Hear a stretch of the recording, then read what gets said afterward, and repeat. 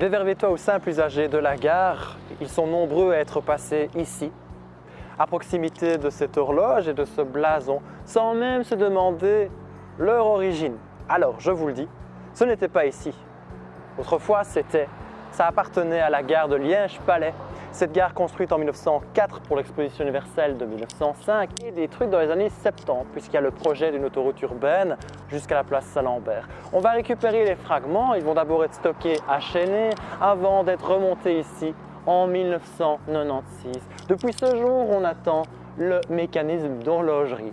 Vous l'avez compris, cette vidéo, ce sera l'insolite des éléments qu'on ne connaît pas ou qu'on connaît sans connaître l'origine, des éléments tels que l'ancienne usine Vos, qui n'a plus cette apparence actuellement, des anciennes écuries, Simonis, ou bien encore la fontaine de la cité Mallard.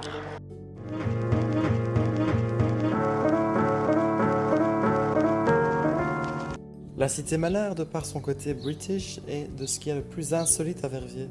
Mais encore plus surprenant, c'est cette fontaine qui trône sur cette petite place très calme. Elle n'est pas à l'origine sur cette place, elle est en fait adossée à un château, le château Pelser de Clermont. Pelser de Clermont, on pense à la rue, et bien en fait le château se situait à quelques encablures de cette rue, plus précisément là où aujourd'hui il y a l'Hypèse 2. Donc autrefois il y a un château qui appartient à la famille de Pelser de Clermont, et lorsque le mari décède, la femme, Madame de Pelser de Clermont, va léguer son château à la ville de Verviers, à la condition qu'on y donne des cours. Donc dans un premier temps, le château va être utilisé pour organiser différentes sections de cours et ils sont à l'étroit, ils envisagent alors de construire un bâtiment moderne, c'est le bâtiment que l'on connaît actuellement. Et pour ce faire, on a malheureusement dû détruire ce beau château. En fait, donc, en vérité, ceci c'est l'unique vestige de ce château autrefois néoclassique à qui on doit à Clément Vivroux, construit donc au tout début du XXe siècle. Je me trouve ici devant l'ancienne galerie Vos, cette galerie que tout le monde a connue, beaucoup plus prospère qu'actuellement. Ici, elle est vouée à la démolition. Mais juste avant que les pelleteuses ne s'y attaquent, je tiens à vous révéler un secret. Le bâtiment que vous venez d'apercevoir, que vous voyez ici, le bâtiment constitué autrefois de logements, représente en fait un vestige de l'usine Vos, cette usine qui a fonctionné jusqu'en 1955 et qui concevait des draps de billard, des draps militaires. L'architecte verviétois très connu derrière ce projet, c'est Émile-José Fetouez. Il va garder ce bâtiment autrefois industriel, va le rénover, réaffecter et va inclure une galerie commerçante qui était à l'époque à la pointe, moderne. Ici, qu'on se le dise, c'est un fleuron de notre patrimoine industriel qui est en train de disparaître. Vous aviez déjà aperçu ce bâtiment, mais sans doute ne saviez-vous pas ce qu'il y avait avant. En vérité, ici, ce sont les écuries Simonis. Les Simonis, c'est une grande famille industrielle, sont encore d'ailleurs dans le domaine textile et plus particulièrement dans les draps de billard. Ils fêteront bientôt les 350 ans de leur entreprise.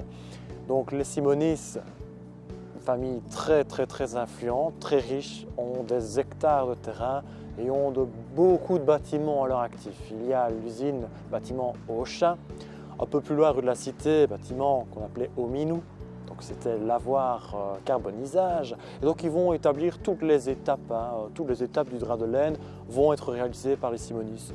Alors et ici naturellement vous aviez donc au XIXe siècle une écurie puisque les grands industriels avaient forcément dans leur propriété des chevaux. Des chevaux, je vous rappelle, c'était la force motrice avant l'invention de l'électricité et encore avant l'invention de l'énergie donc grâce à la vapeur. C'était donc les chevaux. Ici, ils avaient donc une écurie, un bâtiment néoclassique, un bâtiment quand même imposant qui est classé depuis 1990. Mais vous voyez, ce bâtiment est dans un très mauvais état et on voit notamment que des travaux sont entrepris.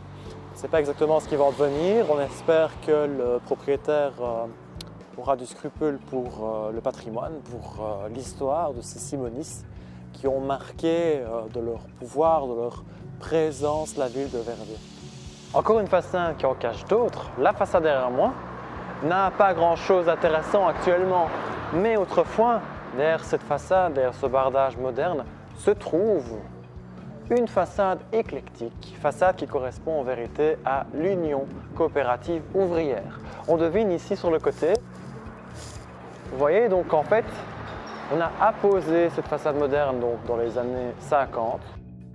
Et ici se trouvait autrefois l'Union coopérative ouvrière. Plus qu'un simple magasin, c'est un lieu de rassemblement de la classe ouvrière où on peut notamment avoir différents services, tels qu'un coiffeur, un cordonnier et j'en passe. L'objectif est de se fédérer. En se fédérant, les ouvriers bénéficient de prix plus intéressants et surtout, c'est un moyen de faire concurrence aux patrons. Patrons qui, je le rappelle, détenaient la plupart des capitaux. Ainsi, en fonction des dépenses effectuées dans ce type de magasin, les clients, donc les ouvriers, pouvaient obtenir des formes de dividendes sous forme de réduction. Il y en avait plusieurs des unions coopératives, que ce soit à Verviers, à Liège, donc dans la plupart des villes de Belgique.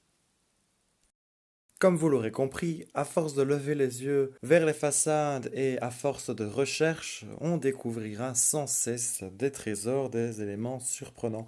Mais voilà, le patrimoine évolue et malheureusement il disparaît aussi.